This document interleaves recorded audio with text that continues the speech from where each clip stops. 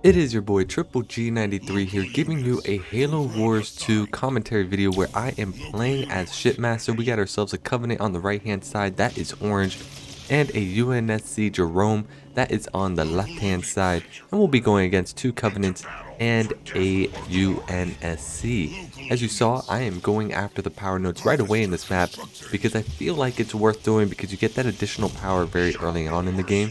Yes, you are sacrificing the supplies and whatnot in the center, but maybe there is a way that you can get the best of both worlds. So for now, my goal is going to be simple because it's Shipmaster and there is only one UNSC. I want to go ahead and go Shipmaster in this game at the very beginning. So we're going to get War Console when we have that opportunity. So this build order will just be with a generator. And so as we're pushing mid, I just want to say thank you so much for the feedback that I have been receiving. I've really been wondering what is the right format for me to go, as these grunts decide to be very bad grunts. Not my grunts, their grunts, going after the supplies. So I hit those sentinels to make sure that they don't get those resources because I want them to be mine. And back to what I was saying, just I appreciate it. And so this is the format I want to keep, at least for now. I have a good schedule set up in place. I've really been happy with just my routine in general over the past couple weeks. And so we'll continue to see where this goes down the line. But you're definitely going to keep getting the passionate Halo Wars 2 commentary that I continue to give out regardless of how it performs. And speaking of which, those green grunts, they have been doing a magnificent job taking the supplies that I feel like belong to me. But I chose to help my teammates out first and get those supplies and get that power node instead.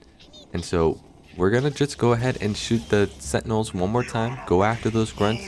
They will be able to get what they want, which is fine. They got a lot of the supply, but we are at least getting a good amount of power. And now we're gonna start working on the node ourselves. We got ourselves a fourth grunt ready to come in and take some notes and get rid of some enemies. And we're gonna go ahead and capture it with the vet 1 grunt.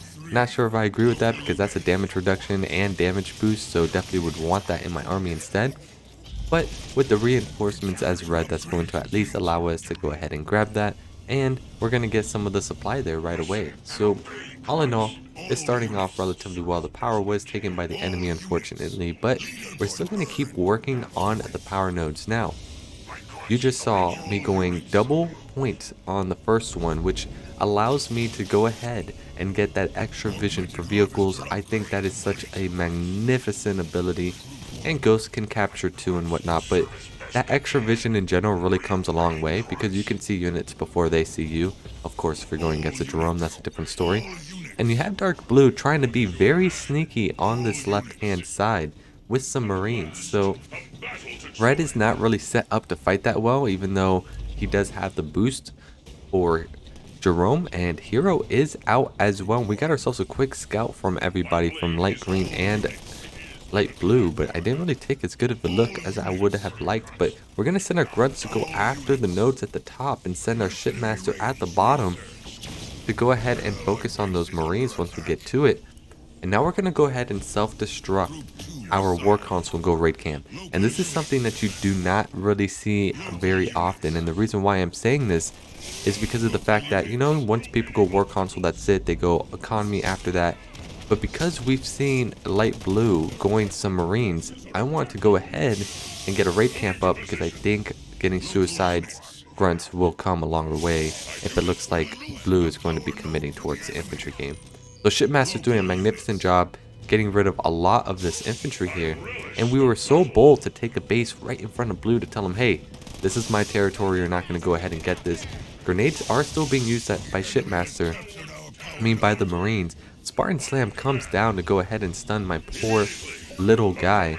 Shout out to Fame and War for sending me a party invite that I have not accepted. I am so sorry, my dude. And the Shipmaster is at least able to get rid of the Marines. Second base is being established. But if we look at the map, dark blue and light green both have themselves a second base. So this means this is going to be a battle of attrition. It's going to be who is going to be more efficient than the other. Because right now we all have second bases. This is pretty good on our side as well. I'm having a lot of problems trying to open that terminal. We were finally able to do so. Tech 2 is underway. The Marines are still chilling at the top. We're going to make our war console. Suicide Grunts are going to keep being made. And now we're going to actually commit towards the double raid camp with Shipmaster. Which is actually pretty funny because that means putting the second point on Banish Raid was not really a good idea if I wasn't going to go ahead and use vehicles. But hey, you live and learn, I guess. So Shipmaster is still looking for an opportunity to make some moves here. And we got some Marines we're working on, and we're going to use our grunts to go ahead and bait blue over. We have a cleansing beam ready to go too, which will be nice. And Shipmaster's still doing a magnificent job, but there's a lot of Marines on that side, which is a little bit concerning. And now Green has shown up with Atriox as well. We have turned ourselves invisible, which is nice to see. And if we can get ourselves a cleansing beam up, there we go. We're so aligned with the gameplay and myself right now. Cleansing beam is coming down, it's taking out a lot of the Marines. This is such a very good cleansing beam, just took out a lot. And now with our Shipmaster still cloaked, we can go actually after the Atriox that's here. We have some suicide grunts coming in, and it's actually going to help get rid of Atriox, and it's going to still work on getting rid of the remainder of Green's infantry, which was actually really nice. As I said, suicide grunts is very, very underrated. But now that a sniper has shown up, we want to go ahead and get on out of here. Yes, we are a vet 1 Shipmaster, but we don't want to be put in a situation where we're going to end up losing him because we're trying to get into an animation of an attack. So Apex is coming down, our economy is continuing to improve, and double raid camp production is still looking very good. We're going to make some elite rangers, but we're still going to have a couple suicide grunts with us. And one thing I still don't really do is upgrade suicide grunts, as well as still committing to suicide grunts, because I think they're actually pretty good. And here we go, we got Shipmaster going after, but there's all bunched up. The suicide grunts come in and they just take out so much of the infantry there. Yeah, Spartan Slam is coming down and a sniper is showing up. We used Y move for the cloak, and we're going to keep going after some more Marines, but we're going to fall back. And this is why suicide grunts, they're incredibly underrated. If the infantry are grouped up like that, someone likes using all units and local units such as myself, it's going to be very hard to go ahead and split that ahead of time.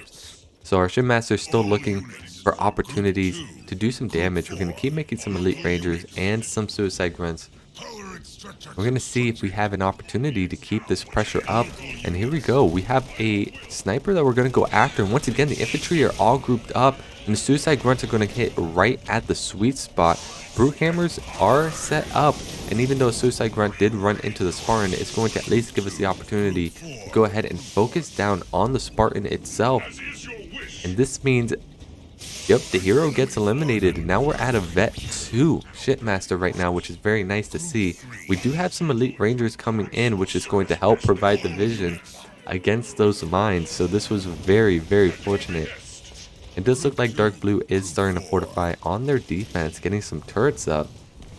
But right now, we're getting a nice action-packed game so far, with just constant aggression, and a third base is being established on our side as well.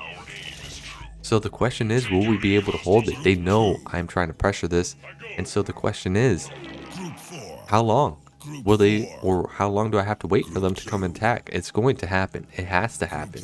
I have a third base right in front of them. I took off that left-hand side. We're going for displacement instead of the spirit drop, mainly because we are still we have a pretty comfortable army size. Yeah, it's 47 out of 80, but I still think it's good enough. And getting some marauders, I feel like it's just not going to help. But a siege turret is going to go ahead and be made right now. But we do have some elite rangers at the top that are going to go ahead and do some excellent damage over here, going after the snipers and the Marines. But now we see some raids here, and this is going to be a little bit of a problem because we don't really have hunters. So we're going to have to retreat just a little bit. We have a little bit too much anti-infantry right now, but our cloaked hero is going to at least do some good work. I'm also pretty surprised that we're not going after the siege turret. That's a good opportunity for us to try and take out, but I guess we're going to go ahead and focus on that. But ODST drop comes in, and this is going to be my cue to go ahead and just start retreating for now. I just don't think it's worth it. We need to start preparing for an attack that happens on the left-hand side. Our teammates still doing great, handling the right side of the teleporter. We haven't really been talking much about them, but it looks like Orange's air is getting bigger and bigger. And now the ODSTs are going to try to come after us, but we do have a shroud that's going to help against the siege turret, which is going to be very nice. A cloak comes in as well. Even though a carpet bomb comes down, the Spartan is all by himself over here. And this is going to be another great opportunity to go ahead and take him out. We're going to try and use a white move, and we do, to go ahead and stun him. We did focus fire on him instead of getting closer to him, which is a little bit unfortunate. But we're going to go ahead and send our hero in to go ahead and finish the job in case they have it. But the Spartan decides to come back and do us the favor, so that's very nice to see. And the Master Doms have now shown up on this side, so we have two sides being attacked right now. We have the right side, which a great cleansing beam is coming down on that colony. And then we have the Master Doms just being set up right in front of the base with some snipers and some infantry in there. And now we can come in and try and finish the deal. We're going to keep this push going, focus down on the siege turret since that is a concern, but we're going to send our leader to go to the back of the turret while we go ahead and let our teammate handle the turrets in the front. There is a watchtower I do eventually want to try and take out to help with the cloak, so we send our brute guys, jump pack brutes, at the top and go ahead and focus down on the watchtower while our hero gets rid of the anti-infantry turrets. And that's just not enough rates, and we have hunters here as 2 now. And even though they locked up their base and now they're trying to release Cyclops, snipers are already waiting for them as well as elite rangers. So it's not really looking too good for them as a whole. And the base is going to start coming into shambles by Dark Blue. We're still floating a lot of supply, so we're going to go ahead and make another gen to get that power going. But all in all, things are looking very good, and Dark Blue is not looking too hot in this situation.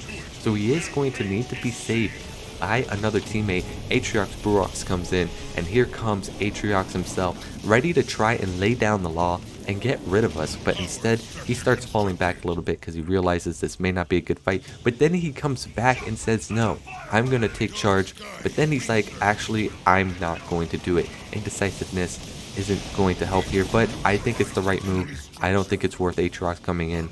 Live to fight another day. And now Green is trying to come in for the attack to try and save, but I have a displacement, so I'm just going to displace the army to the other side of the living barrier for whatever reason. But then we have a cleansing beam, and all the Reavers are grouped up together and did not use the Y move to get them out. There's the Y move, but it's a little bit too late because we have the cleansing beam finishing off on the Wraith. And so we just got rid of the whole army there. That was quite the displacement, was not seeing that coming. So now we have an opportunity to go ahead and push Dark Blue when we are ready. We're going to go ahead and focus on bringing our economy back up. Even though we have 3 bases established, we want to make sure that when we're going in for this attack, we are going to be ready. So we're going to keep working on getting our base defenses up because we kind of need it on that side, because that base is closest to the enemy. And yeah, they can take a teleporter and hit us on the other side, which is why we're going to keep focusing on just spending our supply to continue to get the base defense we need. But it does look like Green is the next target we want to hit, and I'm going to take a look at Blue to see if it's worth hitting. So with our army, colony is over here, and it is an engagement that I can kind of take, but I want to at least set ourselves up in a position where if we're going to take this engagement, we want to be able to fight it well. And a Condor was made by our teammate, which is going to be really nice. And we're still straddling back and forth just to feel out the situation, right? We actually are kind of doing the same thing Atriox did, where I was teasing about being indecisive. Maybe I was being indecisive itself, but those Banshees just swallowed a Hunter Beam. That was pretty rough, but Desi's going to hang in there. And this is going to be my chance to go ahead and try and fight Dark Blue. Now, the question we got to ask here is, where is the anti-air? Who can shoot up? Because I'm not really seeing anybody shoot up right now. So we're going to have to retreat because that's a lot of Hornets. But we have no Grunts. We have no Reavers. So a tactical gateway is going to come in, so we can at least bring in somebody that has the ability to do that. Or the bigger brain play is to bring ourselves through the teleporter to go ahead and get rid of Green that is over here. And Green did not see this coming. Green is going to get pretty much eliminated. Atriox is going to be taken care of by the snipers. We got a bunch of jump pack brutes coming in to do the damage. And we have a Condor coming in as well. And Green's just going to self-destruct their base right away. And this means we can just go ahead and hop right back into that teleporter and continue right where we left off. The start stop Dark Blue from getting the second base. So here comes a big attack, and Light Blue was prepared for this move, heading straight to it, but the wide move by the Condor just took out a lot of units. And now we have Shipmaster here. Aatrox Barox is coming in to help save the Cleansing Beam. Carpet Bomb is coming down too. There's just so much going on right now, but it looks like the tide is turning towards our side. We do have a displacement to go ahead and bring the units out if possible, but it does look like we don't need to do that. And Shipmaster is now level 3, and the remainder of the ground is taken care of. And so that means it's just what's remaining is the air, which isn't much. Living Barrier does come down to go ahead and stop us from trying to push the base. But Dark Blue is going to go ahead and self-destruct. They know they don't stand a shot to go ahead and do so. And now Green and Light Blue are trying to do their best to defend this area, but now Desi's attacking Light Blue's base on the other side, and Light Blue just recently lost their whole army. So they're not really in the best position in the world, and we're finally getting beam cannons for our hunters as well. And now we're going to go ahead and see if we can push and finish this battle. We're going to get rid of the mini base, and they have some anti-infantry turrets, and so they're going to be ready for this attack. But here we go, Shipmaster is here. We're going to try and do as much work. They have a mixture of anti-air turrets and anti-vehicles, so it's going to make it hard for me to get the heals that I need for the engineers. Shipmaster is going to retreat just a little bit. He's getting very, very weak and went into the shroud to be saved. Or he actually has permanent cloak, so I kind of missed that. But the Condor is going to just keep doing some work over here and focus down on the turrets while the Desi Banshees are doing work on the other side of the map. We're going to regroup just a little bit, mainly because we kind of need it. And with all the extra supplies, we're going to make that cloaking gen. But for now, we're just going to stay here, get some heals up, use the Condor to just keep attacking from far, and let's force them to attack us. There's no reason for us to go after them at the moment until we feel ready to do so. So the Condor is doing great. Enduring Salvo gets popped. Light Blue's base was destroyed. So now they are all in one base. Our Blue Hammers are ready to go. So now we're going to go ahead and focus down on the turret. And now our push is going to get ready to begin. Condor is doing an excellent job. And it does look like Green's going to try and push the issue with their hero. But they have sanctioned snipers. And now Dark Blue self-destructed their base as soon as we decide to come in. But there's a Scarab that just popped up on Light Blue's side. And even though Dark Blue's eliminated, there's still going to be one more big battle. Hunter Brand comes in as well. And a bunch of wraiths are showing up by the Aatrox. And so I'm going to come in from the left-hand side. We do have a displacement, but a Cleansing Beam comes in. And it's doing a number on my army. The splits were alright. Could have been better, but they were decent enough. And now we're going to just try and just focus down on the base a little bit, because Green is just kind of in a weird spot. He's chilling in the back, but he hasn't really done anything to go ahead and like really make moves with his army while the enemy Scarab was just eliminated. Cleansing Beam is also just doing a lot of work and getting rid of a lot of the army. Aatrox is gone, and now this is going to be our cue to go ahead and start moving in.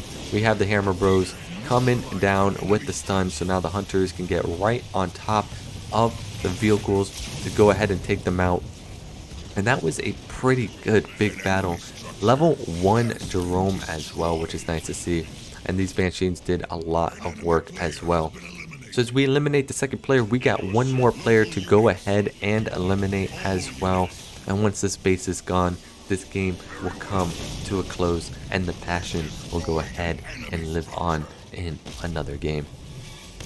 And so that was the last leader. There is that lovely victory that we ended up getting for this match. Most importantly, if you enjoyed this video, feel free to give a like, subscribe. Let me know in the comments if you like this one better. I know at least 2 people do, which is very, very nice to see that I'm getting feedback as a whole. I really appreciate it. And to go over the stat screen, we pretty much dominated in every section. We have Brian Man getting the supplies most generated. I get the most power generated. And we're just very efficient as a whole, which is what you want to see. So, with that being said, this is my favorite part. Enjoy the rest of your day, evening, afternoon, hour, or second. And I will catch you in the next commentary video.